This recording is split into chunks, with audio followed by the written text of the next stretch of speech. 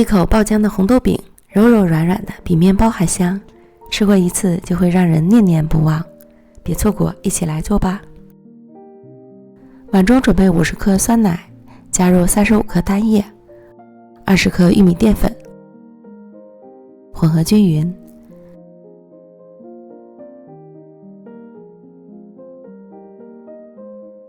锅中倒入150克酸奶，加入40克细奶油，20克糖，混合均匀。小火加热至冒小泡泡，再倒入之前调好的液体，边倒边搅拌，直到搅拌成粘稠的糊状。提起刮刀呈倒三角的形状即可。关火，倒入盘中晾凉备用。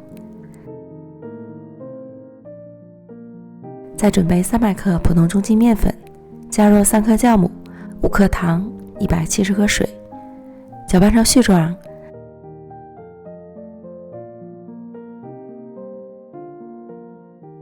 再下手揉成面团，盖好松弛10分钟，然后将面团移到案板上揉光滑。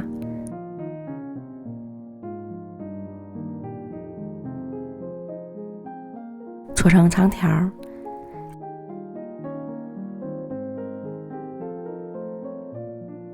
均分成8个面剂，再把每个面剂揉成光滑的小面团。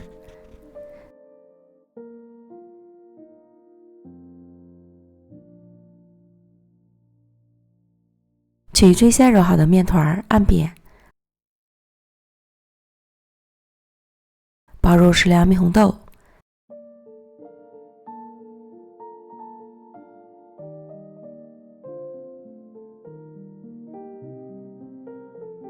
擀成圆饼，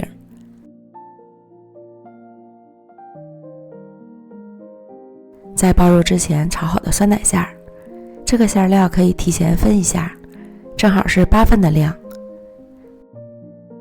手口捏紧，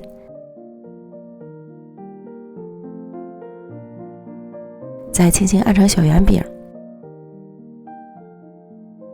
这样一个生坯就做好了。全部都做好后，盖好保鲜膜，醒发半小时。拿起来手感发轻即可。电饼盛开小火预热刷油，放入饼坯，表面再刷油锁住水分。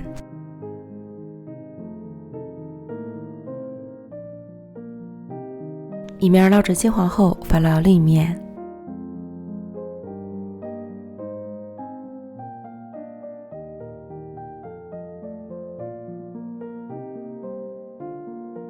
另一面烙至金黄，按压小饼呢，快速回弹就是熟透了，出锅。